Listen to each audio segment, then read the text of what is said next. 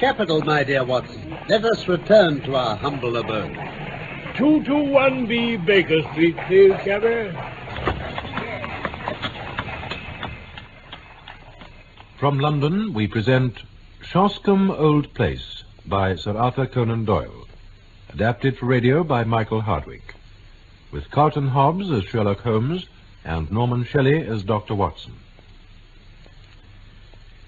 You know something of racing, don't you, Watson? I ought to. I pay for it with about half my wound pension.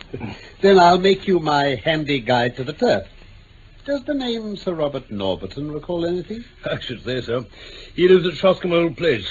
My summer quarters were down there at one time. But you know, Norberton nearly came within your province once. Oh? How was that? It was when he horsewhipped Sam Brewer, the Curzon Street moneylender on Newmarket Heath. Nearly killed him. He sounds interesting. Does he often indulge in that way? He has the name of being a dangerous man. One of those fellows who overshot that true generation. He should have been a Regency buck. A great eye for the ladies, boxer, athlete, and about the most daredevil rider in the country. Came second in the Grand National a few years back. Oh. They say that what he's lost on the turf has got him so far down Queer Street that he may never find his way back again. Capital, Watson. An admirable thumbnail sketch. Now, can you give me some idea of Shoscombe Old Place? Well, only that it's in the middle of Shoscombe Park in Berkshire. The Shoscombe stud and training quarters are there. And the head trainer is John Mason. Huh? You needn't look so surprised, my dear Watson. He was due here some minutes ago.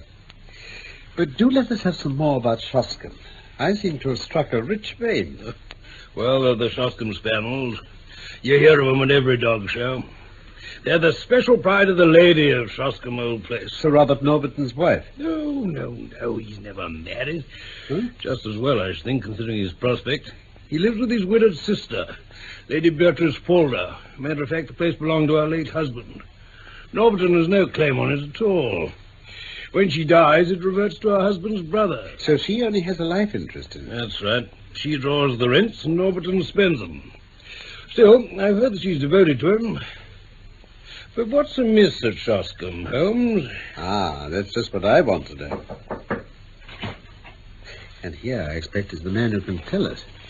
John Mason, sir. Ah, Mr. Mason. This is my friend and colleague, Dr. Watson. How do you do, sir? How do you do? You had my note, Mr. Holmes? Yes, but it explained nothing. It was too delicate a thing to put the details on paper. And too complicated. Well, here we are, at your disposal. Oh, do sit down. Thank you, sir. Thank you. Well, first of all, Mr. Holmes, I think my employer, Sir Robert Norberton, has gone mad. This is Baker Street, Mr. Mason, not Harley Street. But why do you say that? Oh, sir, when a man does one odd thing or two odd things, there may be a meaning to it. But when everything he does is odd, then you begin to wonder. I reckon the Shoscombe Prince and the Derby have turned his brain between them. Holmes, Shoscombe Prince is a colt Sir Robert has entered. Oh, he's the best in England, and I should know if anyone does. But I'll be plain with you gentlemen now, because I know this won't go beyond the room. Sir Robert has got to win this derby. He's up to his neck. It's his last chance. Everything he can raise or borrow is on that horse, and at fine odds, too. Yes, but how's that, Mr. Mason, with a horse as good as that? Well, the public don't know how good he is, Dr. Watson. Sir Robert's too clever for the touts. He has the Prince's half bell right for spins. You can't tell them apart. But there are 2 lengths and a furlong between them when it comes to a gallop. No, sir. His whole life is on the Prince. If he fails him, he's done. It seems rather a desperate gamble. But where does the madness come in? Well, first of all, you've only got to look at him. His eyes are wild. He's down at the stables at all hours. And there's the way he behaves to Lady Beatrice. Oh? In what way? Well, they've always been the best of friends. She loves the horses as much as he does. Why, Shoscombe Prince, when he heard her coming, he trot out to the carriage for his lump of sugar every time. But that's all over now. Why? Well, she seems to have lost all interest. For a week now, she's just driven past the stables without so much as a good morning. You think there's been a quarrel? Oh, a bitter quarrel, if you ask me, sir. Why else would he give away her pet spaniel? Her spaniel? Oh, she loved it as if it were a child. But he gave it away a few days ago to old Barnes, what keeps the Green Dragon down at Crendel. Strange indeed. Of course, what with her weak heart and dropsy, she couldn't get about with Sir Robert, but he used to spend a couple of hours with her in her room every evening. So that's all over, too. He never goes near her. She takes it to heart, sir. It's all changed, Mr. Holmes. Everything's changed. And something going on. Mark my words. There's something more, then. Aye, that there is, sir. Night after night, the master sneaks off down to the crypt at the old church. Church? Oh, it's an old ruined chapel in the park. Oh, I see. A dark, damp place it is, too. Bad enough by day. There's not many in our parts would think of going there by night. Haunted, no doubt. You may smile, Mr. Holmes. It's had a bad name amongst us for generations. Anyway, there he goes every night, wet or fine. You interest me more and more, Mr. Mason. But how do you know all this? Well, it was my head lad Stevens noticed him sneaking off first of all and told me. None of our business, perhaps you'll say. But we went after him. We waited behind a bush and saw him go inside the crypt.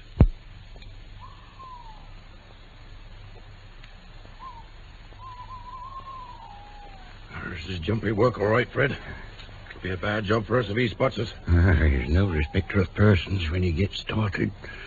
Still, I mean to see this out. Well, we can't see much from here. Think we can go inside and take a look? Oh, not in your life. He'd hear us for sure. Oh, there's not much we can do then, except follow him home again. Well, you never know. He might be carrying something to give us some idea. Hey, watch out. He's coming out now. Yeah, we'll keep down then. He'll come past these bushes. Yeah, you're right.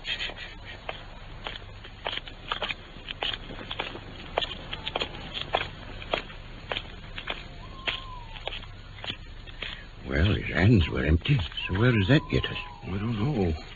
We could take a look inside now he's gone. Inside? Oh, I don't know, John. Come on, man, come on. The master can go in there. I reckon we can. Well, We'll not rest easy till we get to the bottom of this. Wait out here for me if you like. No, I'll come.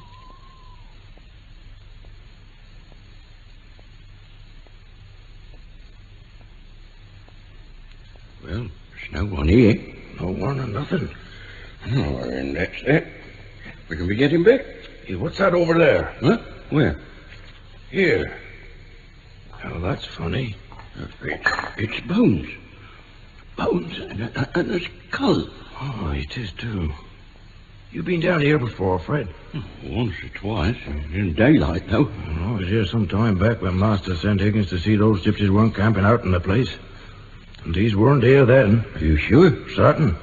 John, maybe it's... You don't reckon... No, they're old bones, these. Might be hundreds of years old. Where do they come from? Why should anyone drag them out and leave them lying around like this? Yeah. This beats me, Fred. It beats me. And beat both of us it did, Mr. Holmes. You left the bones where they were? Aye, lying in a corner with a bit of old board over them. And now, Mr. Holmes, take a look at this. Huh? A piece of the bones? No, sir, not them. This was a day or two later. There's a heating furnace under Lady Beatrice's room. It had been off for some time, but Sir Robert started complaining about the cold, so it started up again. And the other morning, when one of the boys was raking out the cinders, he found this bone. You can see it's been burnt. What do you make of this, Watson? Well, it's human, all right. The upper condyle of a human femur. Exactly. Mr. Mason, could anyone who wanted to visit the furnace? Aye, sir. There's a door from outside, and there's another to a stair from a passage where Lady Beatrice's room is. Was Sir Robert at home on the night before the boy found this bone? No, sir, he wasn't. He'd gone off to London. Then whoever was burning bones, it was not he. That's true, sir. Well, these are deep waters indeed. Deep and rather dirty. Have you anything more to tell me? No, sir. I think, sir, that's about all of it. A few questions, then. When did Sir Robert give away his sister's dog? Just a week ago today, sir. It was howling outside the old well house, and Sir Robert was in one of his tantrums that day. He caught it up. I thought he would have killed it. But he gave it to one of the jockeys and said to take it to old Barnes of the Green Dragon. He said he never wanted to see it again. Thank you. Now, who keeps Lady Beatrice Folder company most of the time? Well, there's her maid, Carrie. She's been with her about 5 years. And is no doubt devoted to her mistress. Well, she's devoted enough, but I'd rather not say who to. Uh-huh. Well, I can't tell tales of that sort, sir. I quite understand. From Dr. Watson's description of Sir Robert, I can realize that no woman is safe from him. Don't you think the quarrel between brother and sister may lie there? Well, the scandal's been pretty clear for a long time. Yes, but she may not have seen it before. However, this scarcely accounts for charred bones and these mysterious visits to the crypt. Is there good fishing in that part of Berkshire? Fishing, sir? Fishing, Mr. Mason. Well, there are trout in the mill stream and pike in the All Lake. That's good enough. Watson and I are famous fishermen. Are we not, Watson? Precisely. In fact, you may address us in future at the Green Dragon, I think you said it was called, Mr. Mason. We should reach it tonight. I need hardly say that we'd better not be seen with you down there. But a note will reach us if you want us.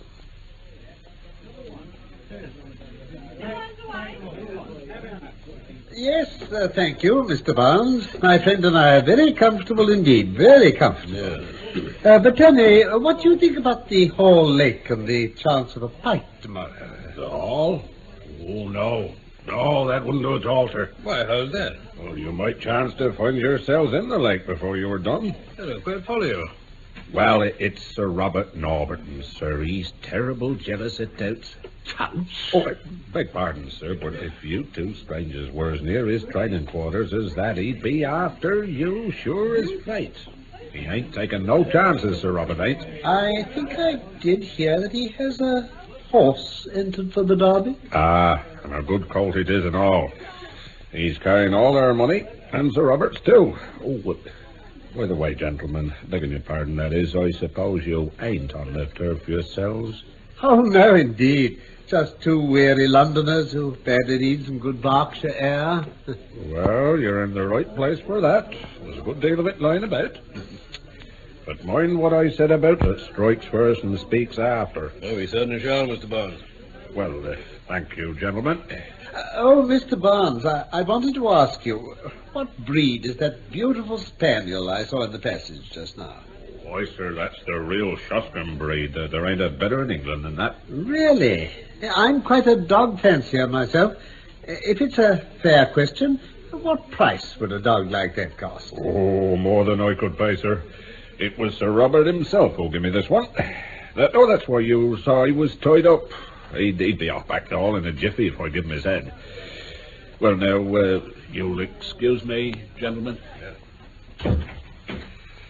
Well, Watson, we're getting some cards in our hands, and we may see our way in a day or two. Will Norberton be back from London soon? Possibly. I think we might do well to enter the sacred domain tomorrow night, in fact. It'll reduce the risk of bodily assault with him still away, and there are 1 or 2 points I should like reassurance on. Have you any theory, Holmes? Only this. Something happened a week or two ago which has cut deep into the life of the Shoscombe household. Now, what was it? We can only guess at it from its effects. And they seem to be of a curiously mixed character. But that should surely help us. It's only the colourless, uneventful case which is hopeless. True enough, I suppose. Let us consider our data. The brother no longer visits the beloved invalid sister. He gives away her favourite dog. Her dog, Watson. Does that suggest nothing to you? Nothing but the brother's spite? Well, it might be so. Or, well, there is an alternative. But to continue our review of the situation from the time that the quarrel began, the lady keeps her room, alters her habits, is not seen save when she drives out with her maid, and refuses to stop at the stables even to greet her favourite horse. That covers the case, does it not? Save for the business in the crypt. Ah, yes, the crypt. Let us suppose it's merely a scandalous supposition, a hypothesis put forward for argument's sake, but let us suppose that Sir Robert Norberton has done away with his sister. My dear Holmes, it's out of the question. Very possibly, Watson, very possibly. He's a man of honourable stock. But you do occasionally find a carrion crow among the eagles. Let us argue upon this supposition for a moment. Very well. He's utterly in debt and may at any moment be sold up and his racing stable seized by his creditors. Now, he's a daring and desperate man. He derives his income from his sister. His sister's maid is his willing tool. So far, we seem to be on fairly safe ground, do we not? Granted. But he could not fly the country until he had realized his fortune, and that fortune could only be realized by bringing off his win with Shoscombe Prince. Therefore, if he had disposed of his sister, he would still have to stand his ground. He would have to get rid of her body in some way. With the maid as his confidant, that would not be impossible. The body might be conveyed to the crypt, which is so seldom visited, and it might later be secretly destroyed at night in the furnace, leaving behind it such evidence as we have seen. What say you to that, Watson? Well, it's all possible if you grant the original supposition, but that's monstrous. I think there's a small experiment which we might try tomorrow. It may throw some light on the matter. In the meantime, if we intend to keep up our characters, I suggest we call for a glass of wine and hold some high converse upon eels and dace and that sort of thing.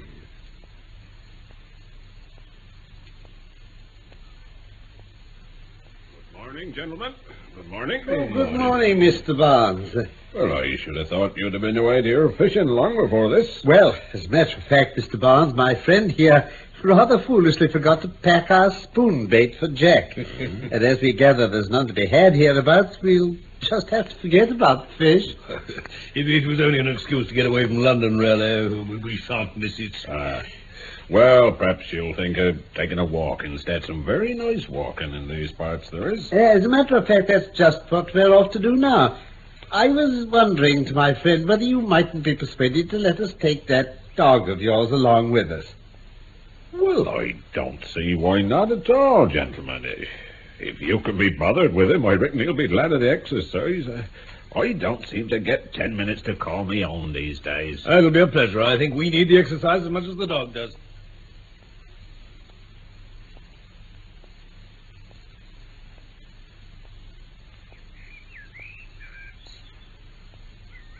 This is the place, I imagine.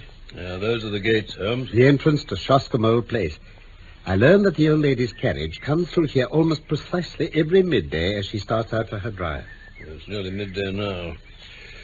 You hoping for a glimpse of her? More than that. The carriage has to slow down while the gates are being opened for it. Yeah.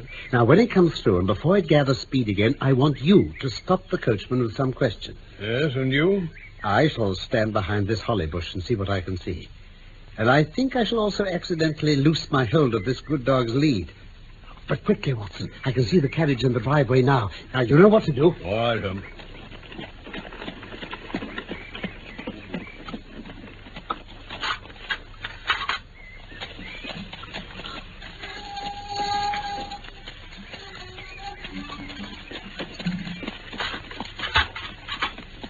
Right now, mate. I say, pardon me. Yes, sir. Could you tell me, is Sir Robert Norberton at home today? No, sir, he ain't back from London yet. Oh, I see. Hey, back there. Hey, where? Get my whip. Drive on. Drive on. Hey, come on, lady. You up there.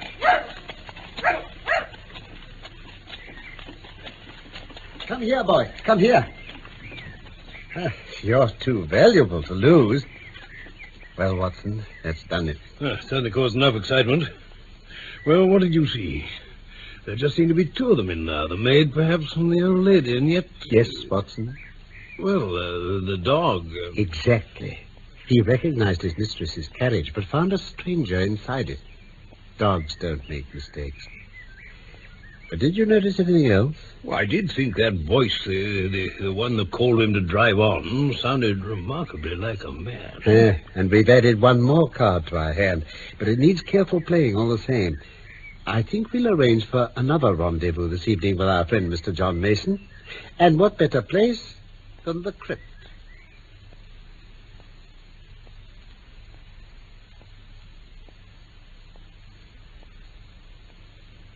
I can't stay very long, Mr. Holmes. Robert is expected back any minute. Oh, very well, Mr. Mason. But before you go, could you show us the bones you spoke of? Aye, they're in this corner. Oh. You could shine your lantern, Dr. Watson. Was here, you say? Aye, sir. Well, that's queer. They're gone. As I expected. I don't understand, sir. I fancy the ashes of them might even now be found in that furnace you told us about. Why in the world would anyone want to burn the bones of a man who's been dead maybe hundreds of years? That's what we're here to find out. It may mean a long search, and we need not detain you. I fancy we shall get our solution before morning, though. Very good, sir. I'll be off if you don't mind. I don't want Master to find me missing. Thank you, Mr. Mason. You'll hear from me soon enough. Now, Watson, let us have a closer look at some of these tools. What do you hope to find, Holmes? Hmm? I said, what do you hope to find? What have we here? A coffin on its end. Made of lead from the look of it. Yes, and unless I'm very much mistaken, recently tampered with. Just let me get my lens to it. Ah, yes, as I thought. And someone's tried to open it? And succeeded, I should say. I think we shall now do the same with the assistance of my trusty Jimmy. Always prepared, Holmes. One never knows. Now, just a pull, Watson, if you please, and we have it. Now then. Oh, this is no ancient corpse, Holmes. This is... Listen. Someone's coming. And who the devil may you be? You hear me? What are you doing on my property? I also have a question to ask you, Sir Robert Norberton. Who are you, I say? Out with it or by heaven. My name is Sherlock Holmes. Sherlock Holmes? Possibly it is familiar to you, but in any case, my business is that of every other good citizen, to uphold the law. It seems to me that you have much to answer for, Sir Robert. Oh, it does it? For instance, whose body is this? And what is it doing here? Very well, Mr. Holmes. Everything can be explained, I assure you. Everything's all right. I'm pleased to hear it. Appearances are against me, I'll admit. But I could act no otherwise. I should like to think so. Oh, come up to the house, please, and you can judge for yourself how things stand. You have gone pretty deeply into my affairs, Mr. Holmes, Dr. Watson, or I should not have found you where I did.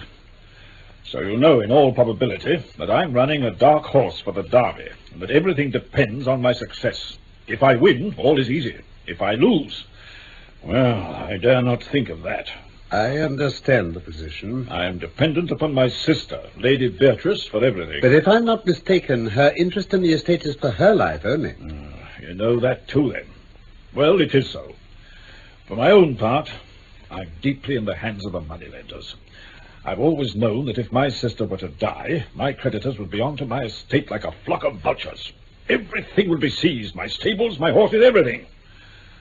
Well, Mr. Holmes, my sister did die a week ago. And you told no one? No, Dr. Watson, I told no one. How could I? If one word had got out, absolute ruin would have descended upon me within a matter of hours. I know these moneylenders and their methods only too well. I see. If I could only stave things off until the Derby, all would be well. If your horse wins. Well, if he doesn't... In any case, surely your bets on the race and your expectations from it would hold good, even if your creditors did seize your estate. Horse would be part of my estate. And my chief creditor happens to be the same rascally fellow, Sam Brewer, whom I once was compelled to horsewhip on Newmarket Heath. Do you suppose he would try to save me? No, Dr. Watson. If he got possession of the horse, he'd simply withdraw him from the race. My bets would be void and my ruin would be complete. Sir Robert, what did your sister die? Dropsy. It has plagued her for years. Has a doctor certified to that effect? No. Then surely it is for a coroner to decide, not you. I catch your meaning, Mr. Holmes. But I assure you, any doctor would certify that her end had been in no doubt for months now. But it occurred just too soon for you. Well, what did you do? You answer? Oh, yes, Carrie. Come in. Come in, Norlet. Sir? Mr. Holmes, this is my late sister's maid, Carrie. Mrs. Norlet, I should say. How do you do? And this is her husband, Norlet. How do? These are the two people upon earth who can substantiate what I say. Very well. Well, as I told you, it occurred to me that if I could only stave things off until after the Derby, all would be well. But obviously, the body couldn't remain in the house, even though there was no need for anyone to enter her room but the maid. So on the first night, Norlet and I carried it out to the old well house. I disclaim all responsibility. As I might expect. However, the responsibility is not yours at all, as it happens. You concealed the body in the well house? Yes. Then there was a complication over my sister's spaniel. It used to follow her everywhere. Turned up at the well house door and stood there, yapping continuously. Wouldn't go away. So you got rid of it to the landlord of the Green Dragon? Yes. Even so, I felt that some more secure place was needed for her body, and Norlet and I carried it by night to the crypt. There was no indignity or irreverence, Mr. Holmes. I do not feel I've wronged the dead. Oh. Well, I can picture your thoughts. Perhaps you would have felt differently in my position. One cannot see all one's hopes and plans shattered at the last moment and make no effort to save them. It seemed to me that it would be no unworthy resting place if we put her for some time in one of the coffins of her late husband's ancestors. They lie in what is still consecrated ground. Norlet and I disclaim... All right. We opened the coffin, removed the contents, and placed my sister inside, as you have seen her. As to the old relics, they were burnt in the central furnace at night. Seemed better than to leave them lying there for intruders to disturb. After that, it was but a case of arranging for someone to ride daily in your late sister's carriage, wearing her clothes and keeping up the appearance that she was still alive and well. Just so. Now, let me see. Who could that have been?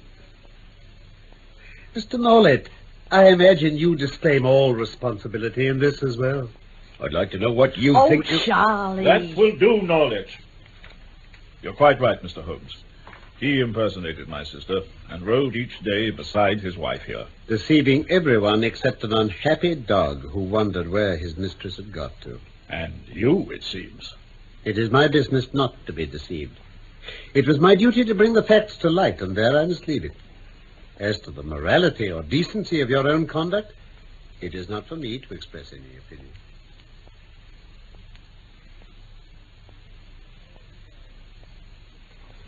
Oh, there you are, Watson. I thought I heard you go out a few minutes ago. I did, buy a newspaper. But our papers will be delivered before long, won't they? I know, Holmes, but I wanted one before. Really, Watson, you've been uncommonly excited all afternoon. Yes, and now you're looking as smug as a well-filled cat. Pray let me into your secret. You know what today is, Holmes? Huh? Today?